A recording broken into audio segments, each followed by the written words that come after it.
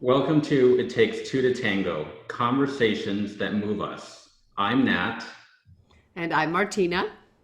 and together we are two life coaches on a mission to make a world a better dance floor.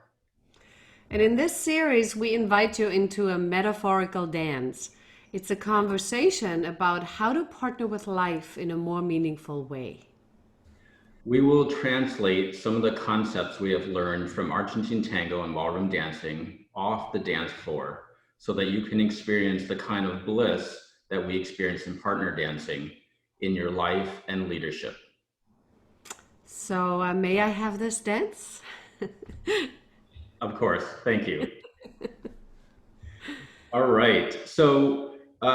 Today we're going to start off the episode by sharing a little bit about us so you get to know us better and specifically how we started dancing Argentine tango.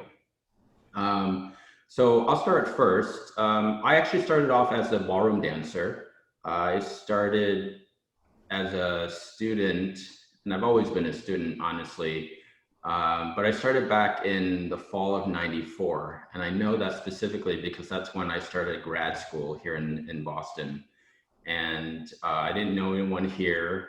And my ex-girlfriend back in Chicago had done a little bit of social ballroom dancing. And so I thought, it might be something to do to learn. And when I first walked into the studio, I was super shy, very self-conscious, and I just wasn't even sure what I was doing there. I just remember just feeling like, why would anyone want to dance with me? And there's a couple funny stories there because it turns out that I was actually pretty good at dancing, but I didn't think so. And I would have partners or other women that would want to dance with me, and I would never ask them to dance because I was just uncomfortable. I didn't know them at that time, and they thought that I was a snob because they saw such a great dancer, but I wouldn't ask them to dance. So it's just like interesting perspectives of how people perceive you and how you perceive yourself. Much later, my wife and I married, and uh, she has a Arthur Murray dance studio and ballroom, and one of her students had come back from Argentina and showed us this video of Argentine tango, and we thought, we'll just watch this video and then we'll try to imitate it and do a showcase, do a performance by just watching the video because we thought, oh, we have enough experience that we could just match it. But then my wife had this idea, well, maybe we should just try taking lessons, and we found a local studio and we took the first beginners class, and we thought, oh, it was easy enough because our ballroom experience translates over somewhat, but it wasn't completely a apples to apples equation. We learned pretty quickly that there were some things that we had in our bodies, the ballroom, that didn't translate well into Argentine tango that we had to relearn or unlearn. Um, and so we have been dancing Argentine tango now for about 5 years. I still consider myself quite the beginner, even though, I think that that's how it is with Argentine tango, is that it's like learning a language. It takes time to really master it. Well, the good news about being a beginner is that you're constantly in a process and welcoming learning, right? Yeah. Because when I sometimes encounter leaders who, they go through this phase where they think they've got it now, and they're Mm. starting to lead all these advanced steps without having the inner technique to be able to support it. And I always can't wait until they get past this thinking I'm now an advanced or intermediate dancer, and they get back to, oh, I'm a beginner. This is just starting. I had no idea.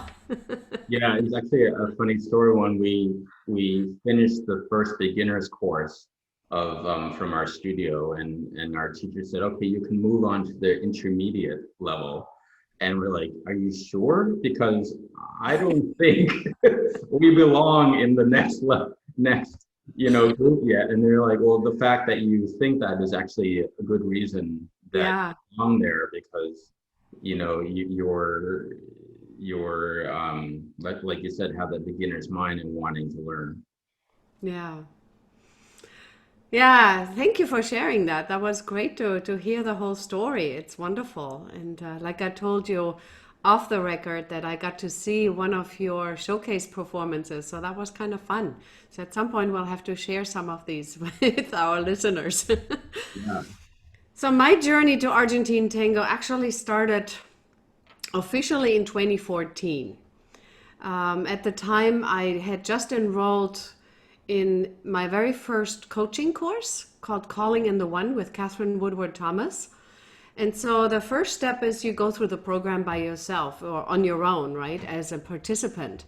And so in week 6 of the 7-week program, she posed a dare and said, look, by now I want you guys to do something that's completely outside of your comfort zone and outside of the identity of who you've known yourself to be. So pick something that you're doing just for fun, something that you're most likely not good at, and can practice just being a total beginner and just do it for the fun of it and to fill the dare.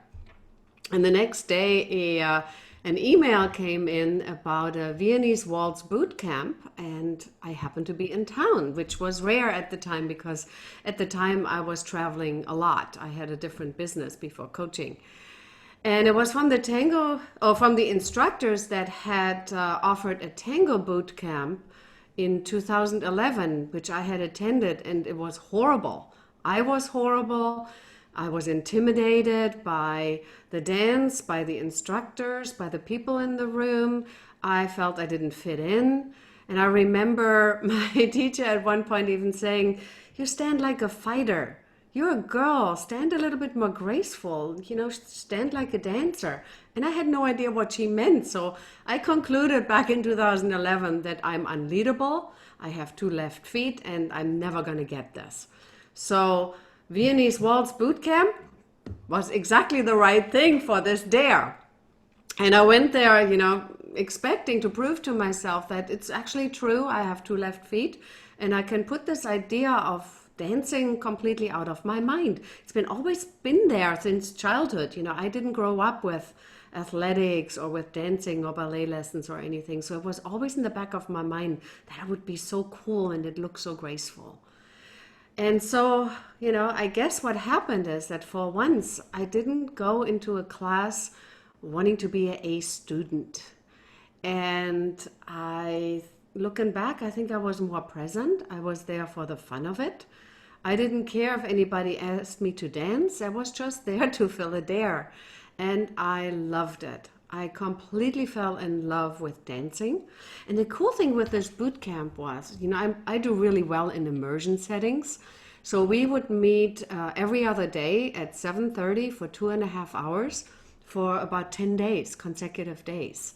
And then it culminated in the whole class, about 50 people. We went to the annual Strauss Ball at the beautiful Spanish ballroom in Glen Echo. And at that ball, it's all formal and it's a beautiful setting. There's no air conditioner though, so you have fans, and you get a dance card. And they tie a tiny little pencil to the dance card. And so here is the beauty about these classes is you get to know everybody, right? So all the leaders and followers, we were gathering in one corner and signing each other's dance card and making meeting points where we would meet.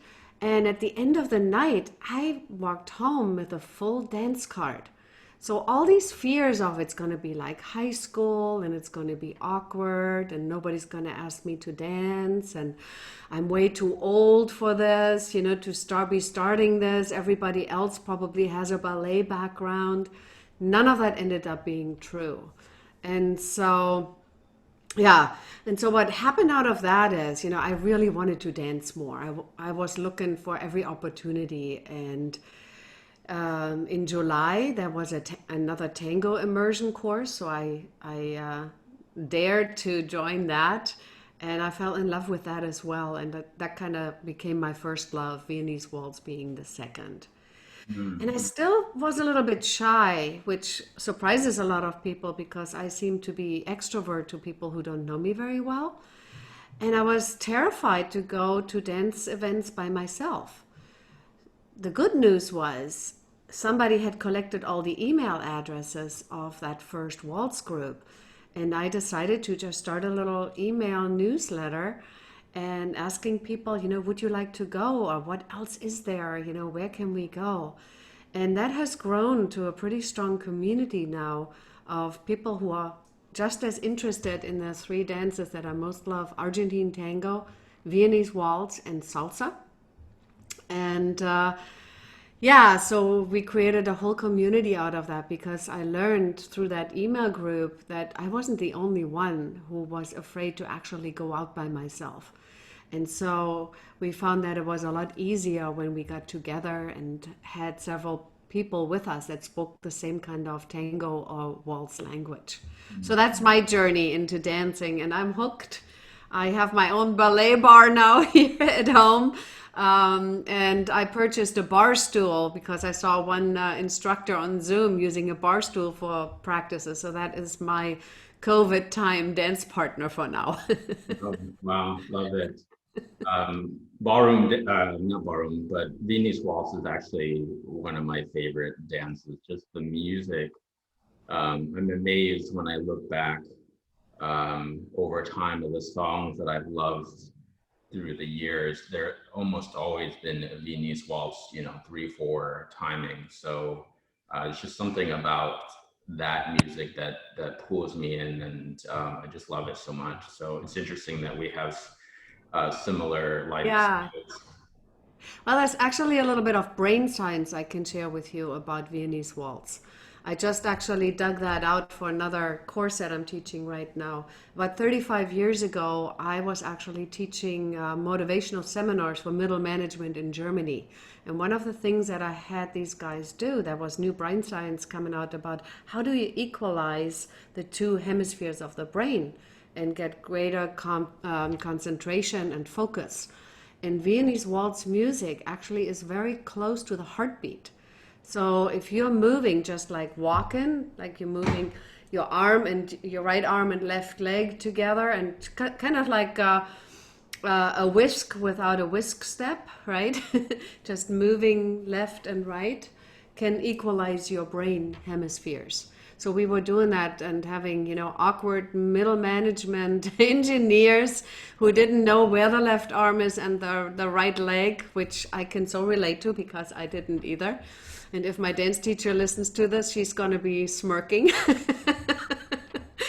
And yeah, so that's a very easy way to turn on the brain into a higher gear. So just Oh, really cool. trivia. Wow, that's great. Wow. So today, we're going to talk about what Martina calls the elephant in the room. And when she first brought this topic to me, I wasn't so sure about it. Not that I didn't like it, but I wasn't sure. I was just sharing with her, like I needed to bring my full presence to it to really allow the ideas to emerge. And the elephant in the room are mixed emotions. And so I'm going to have Martina share a little bit more about this. Yeah, thanks, Nat. So, last time after we filmed our first episode, we talked about, what actually got us started on doing that. And one of the reasons was we didn't want to wait until COVID is done and we can actually get onto the social dance floor. And so I thought, the elephant in the room right now is we're on Zoom talking about tango instead of dancing it. And in my coaching practice, I actually have a name for those moments when a lot of conflicting emotions come up that nobody wants to talk about. And it's not a feeling, it's actually an experience, and it's called grief. And grief is the most universal human experience that every one of us will feel at some point, and it's the most misunderstood. So, a couple definitions around that so that we kind of talk on the same page here is that, first of all, grief is not a feeling.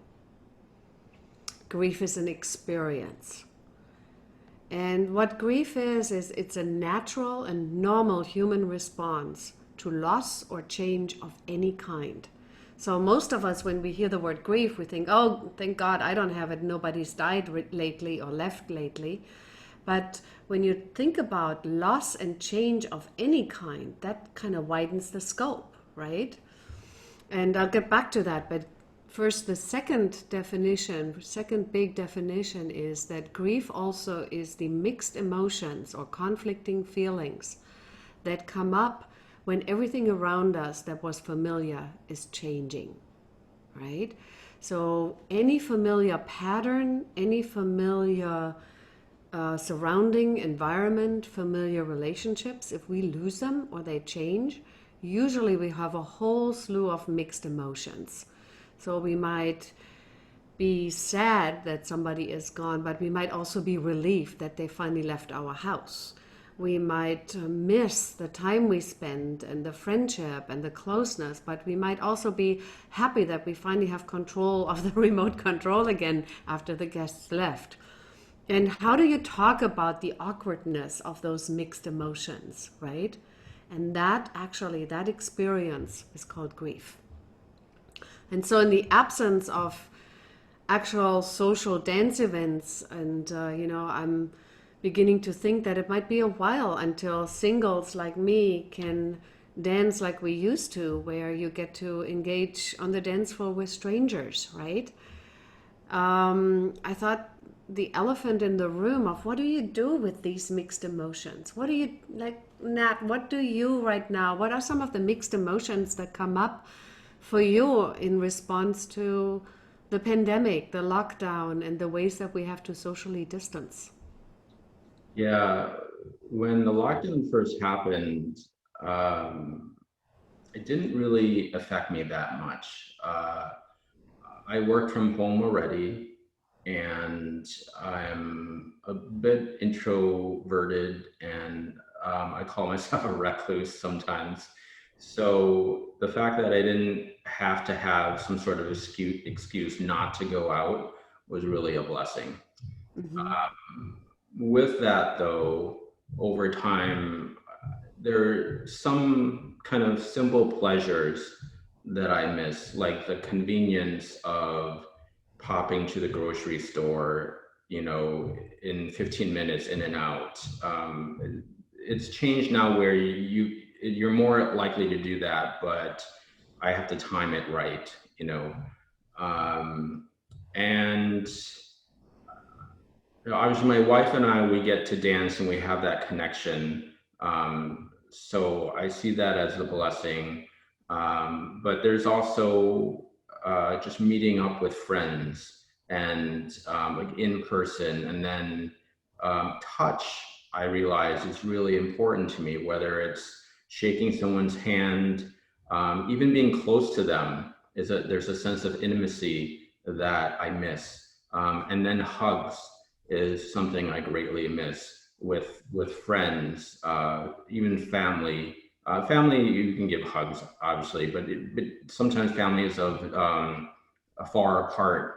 Like I'm currently planning to go visit my family in Chicago, and there are all these extra preparations that need to be thought of, and so the things that were just so taken for granted are now things that bring us some sense of grief of like, oh, I wish it were like it was before. And yet at the same time, there are things that I'm appreciating even more because of the lens that we're being forced to see life through.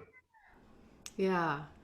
Yeah, and that brings me to another part of the definition, which is, the things that we wish had ended or were different, better, or more. And when you think about that, what I wish was different is I wish we could be dancing at Freedom Plaza in the middle of DC, like we've done every summer, in the heat and, with the music outside, watching the moon rise over the Capitol building.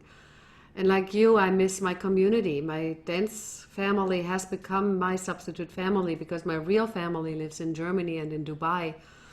So, I get to see them very rarely. And like you, I don't miss not needing to come up with an excuse when I don't feel social. And the coaching business, of course, I've done most of it on Zoom. But for this year, I had two big goals, and one was I really wanted to start teaching groups in person. I have a beautiful workshop studio here, and so far I've only got to teach about three groups, and this year was going to be the year where I take that off. And so I actually was quite angry at the universe for messing up my plans. And the other goal that I had for this year, that was my vision, is to find a dance partner to practice with, who is aligned with my values when it comes to dance, who wants to partner and practice and perform and learn, to the same level of interest that I do, and is matched well in height and body size, so that we even can get back to lifts. And so I was pouting for the first couple of months. Yeah.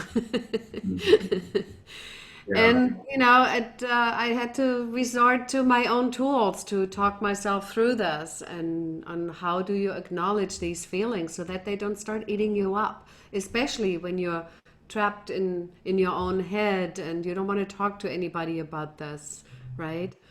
So luckily I have colleagues and friends that speak the same language that I can share these things with. Yeah. Yeah. One of the things that um, I forgot that I missed when you were talking is this year was the year I was going to do more in-person retreats and Yeah. take people to these amazing, beautiful spaces and really experience transformation that way.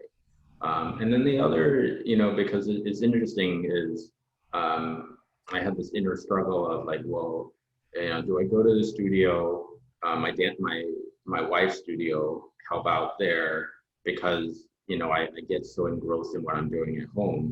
But one of the things I really miss there is the people.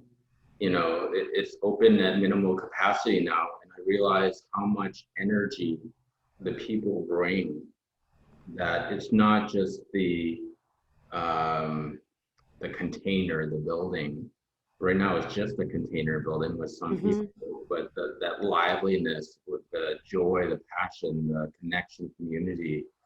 Um, there is a definite absence of that energy right now. Yeah. Yeah, I totally relate to that. And I even miss all the unique quirks of all my dance partners, and teachers, and the lessons, and the way we differently learn, and how we learn from everybody else. I do miss all that. And so I have another question for you along those same lines, and that is, what is one thing that surprised you about yourself about COVID? Because a lot of times, yes, there's things that we miss, and there are things that we're uncomfortable with or that impact us negatively. But there's also the things that surprise us, like, oh my goodness, I would have never learned XYZ or experienced XYZ if this hadn't happened. So what's something like that? Um, I would say what has surprised me most is how much more work I needed to do with surrendering and letting go and Mm. out of attachments. Um, Especially more recently in the last several weeks, I realized, because of everything that is changed in the world, where we used to look outside for energy, and now all of that is quiet. And so the only place you could really look is here, right? So unless you want to engage in other addictions like Netflix, binge watching, and that sort of thing as a way to avoid, but like for me, it's really front and center, and it's helped me see like, oh, I have uh, more work, more energy to invest in letting go of outcomes, um, letting go of even like wishing how things were different, really making peace with the present moment has been my greatest gratitude and my greatest suffering. Yeah, I totally get that. I totally get that. Yeah, what surprised me is how much solitude I actually crave. Mm. You know, last year in October, I was at a retreat in Concord, Massachusetts, actually, where we were walking the path of Emerson and Henry David Thoreau, and stayed in the Colonial Inn, and also did a pilgrimage up to the bridge where the shot heard around the world was fired. And there was a moment where we were invited to let go of something. And the one thing that I promised to let go, and we were invited to really think deeply about, you know, are you sure you really want to let this go? And so, what I was letting go on that bridge into the river was any unhealthy aspect of isolation. And then COVID hit, and you know, part of me is going, wait a second, I've trained all my life for this. You know, I'm really good at this thing, but it sucks. And once I got past that, I realized, wait, you know, there's a lot of things about solitude, not isolation, but solitude that I actually cherish. And you just met my cat who was making some sounds here of displeasure because she thinks the afternoon belongs to her today. um, yeah, so getting acquainted with the difference between isolation and solitude was a big surprise for me. And at the same time, you know, I pride myself of working a lot on Zoom and having a pretty good understanding with it and having taught a lot on Zoom. What also surprised me is the Zoom fatigue at the end of the day that sometimes can get to me, that actually is a real thing. So I've become a lot more conscious about stepping away in between classes and moving. Lately, I've been turning on tango music and just practicing a few steps from the last lesson, or doing some other movement just to kind of break the routine and literally get away from the screen. So that about me. So this for our audience. I'm curious if you've already made a list, everyone, about, you know, the things that you have been missing or that have been hard for you. And then number two question, you know, what kind of things have surprised you about yourself that you didn't know about yourself, that you've learned or that were even pleasant through this lockdown? Yeah, and one of the reasons why we wanted to talk about this is, you know, for a lot of us in the coaching world, personal development, self-improvement, we can fall into the trap of skipping ahead to looking for what we're grateful for as a way to avoid feeling what's uncomfortable. We can, you know, we were told constantly to focus on what's positive. But there's value at looking at what doesn't feel as good. I'm not going to call it negative. It's not negative. It's just something that's very real about life, loss. Yeah. I call it uncomfortable. Yeah, perfect. And it's important to address this because if it goes unaddressed, then it starts to eat at us. Uh, and you know, in my work, I see this a lot when I talk to clients about unconditional receiving.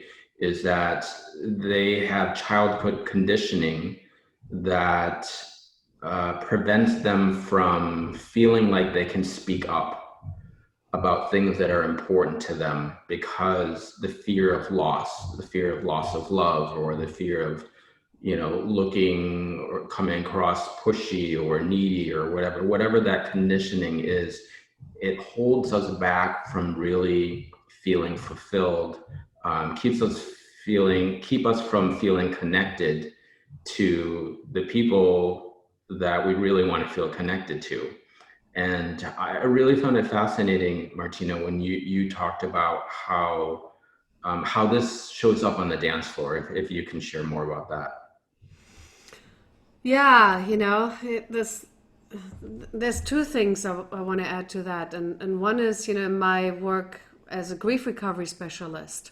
Of course, I see what happens. We call it unresolved grief, those things that are eating at you. And I like to use the analogy of a steam kettle, where we put anything that we don't know how to handle into the steam kettle, and then we don't actually know who controls the volume or the heat to that steam kettle. So all we can do is just blow off some steam every now and then, right? And that looks like we call them short-term energy relieving behaviors like food or sleeping pills. You mentioned Netflix, binge watching, all those kind of things that we do to evade actually feeling or numbing these uncomfortable feelings.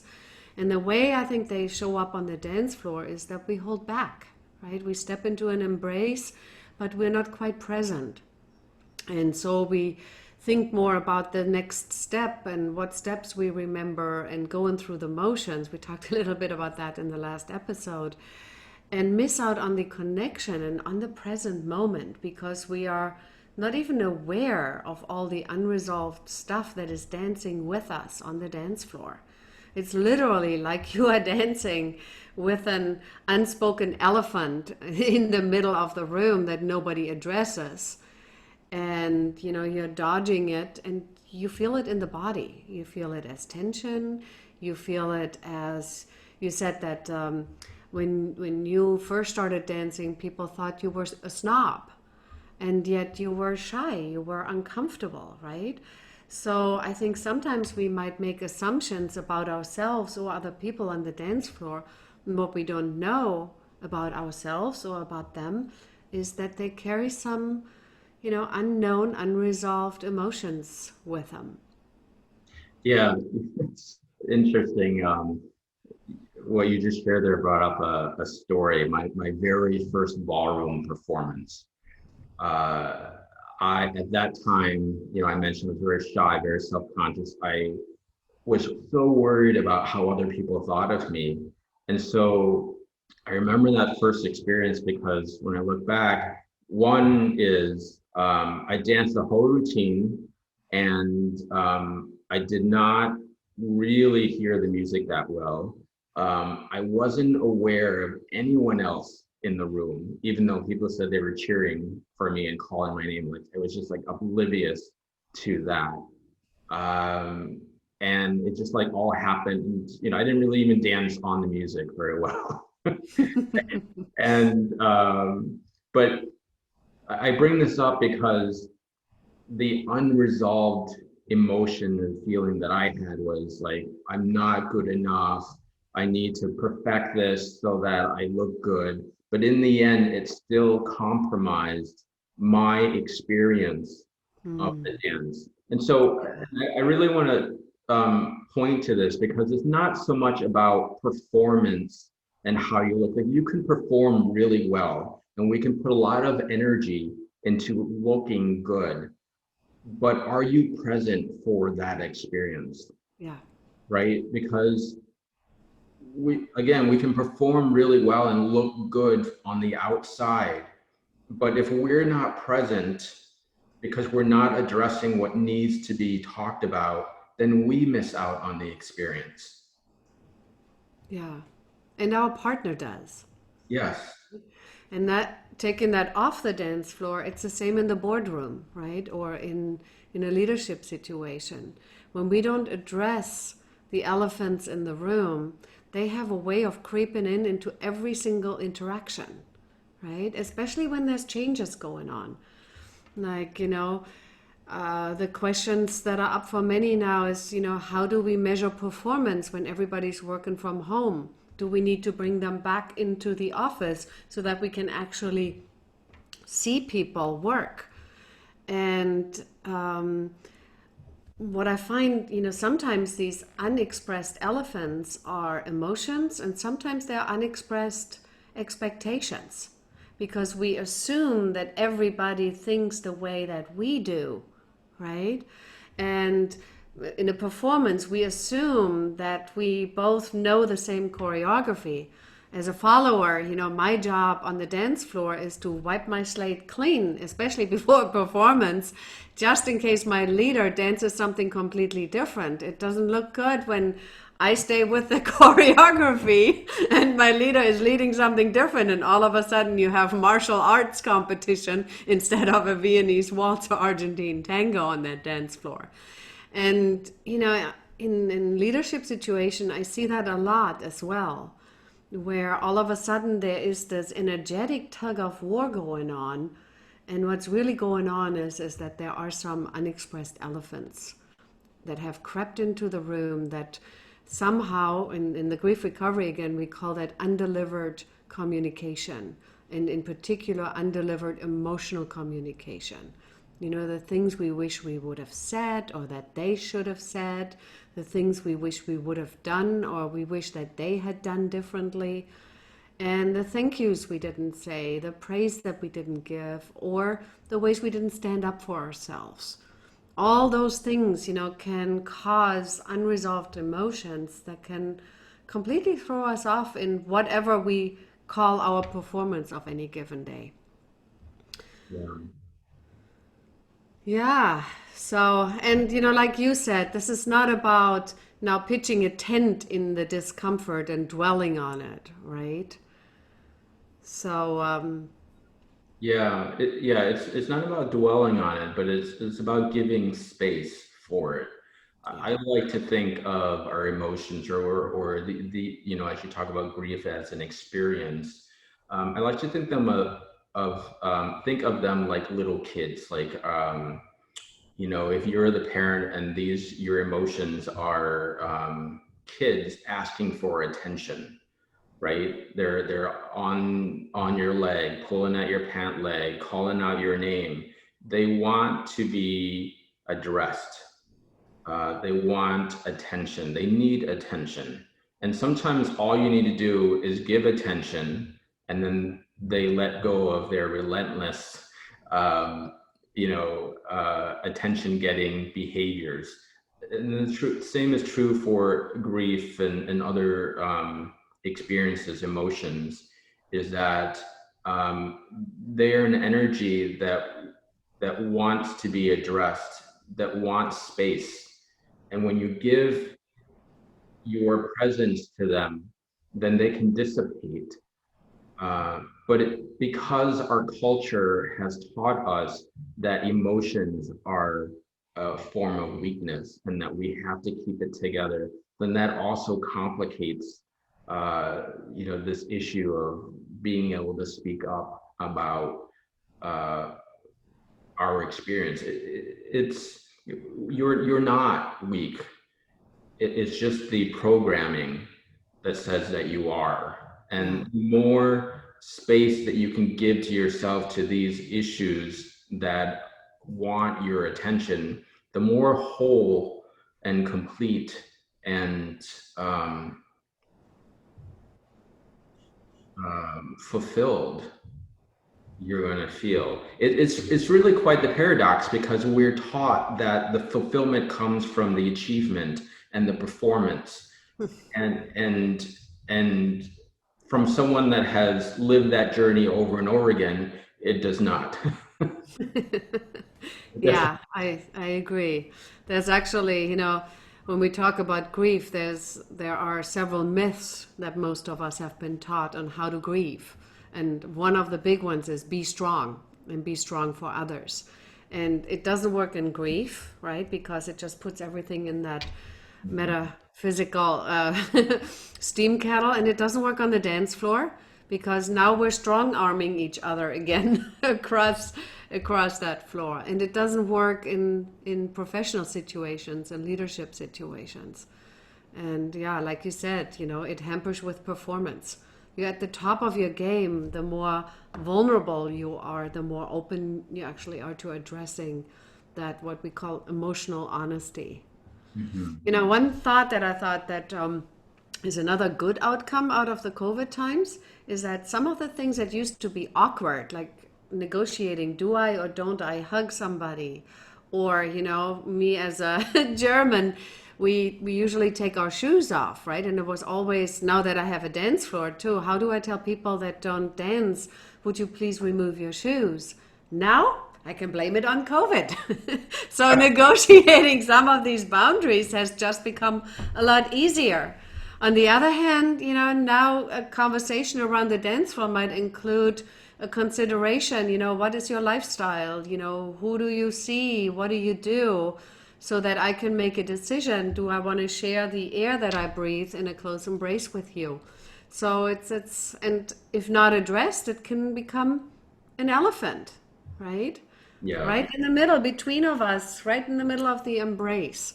So the suggestion is address it. You know, if you feel it, it's worthy of your exploration, of addressing just for yourself at first, and then finding a graceful way once you've processed your own stuff and taken responsibility for your part, then to address it with the other person that it concerns. It'll also minimize gossip when we do that, which is awesome. Right. Right. So our suggestion for you this week, or whenever you watch this, is to take some time and create space for yourself and address these mixed emotions. Give them time, give them your attention. An exercise that I like to give my clients is to take a sheet of paper, a notebook, a napkin, if you will, and write down what is in your head, what you're feeling, so that they're out of your head and out of your body in a sense, and you can see them clearly. This helps prevent the whole like spinning of thoughts, your mind spinning out of control, and just give yourself attention, because as Martina was just saying, is that oftentimes if we don't address what we need to see, we try to get it from other people, and that is a path for more suffering, unfortunately, or fortunately. So the more that you can be the source of love, attention, compassion for yourself, the less that you will be trying to get it from other people. Yeah. Yeah, and an exercise that I give my clients is to just become quiet in a space where you can be private, you know, and sometimes it might be the bathroom.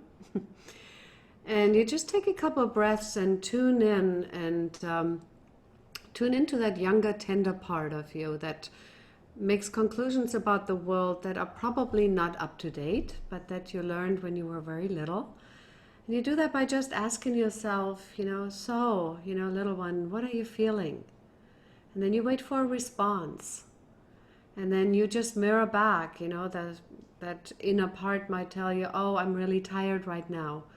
And you mirror back, oh, I see you're tired. What else are you feeling? And I might say, well, you know what? I'm upset about this conversation from this morning. Oh, I see. You're very upset about this conversation. And what else are you feeling? And it's more about just recognizing and naming the feelings without judging, explaining, or asking why they are there, just mirroring back, these are the feelings.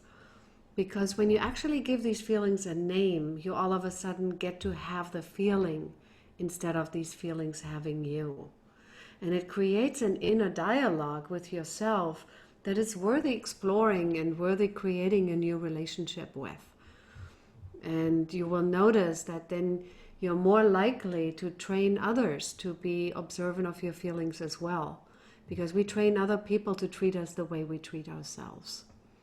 Mm. So, so take out a notepad, get it out of your head, and then have a conversation with yourself. And if somebody asks you why you do that, say, Nat and Martina gave me permission to do that. It's not crazy. It's normal and natural. Yeah. Or it can become more natural. um, Yeah. where you practice it. So, in conclusion for today, here, just as review, what we suggest for you to follow through with. Um, One is either have a conversation with your friend or with yourself, or even comment on our Facebook page. What are some of the things that you most missed during the pandemic? What are some things that you learned or positively surprised you about yourself? What have you learned about addressing the elephants in the room? And what is a skill you think you might need to learn to develop more courage, more elegant grace to do that in a more effective way?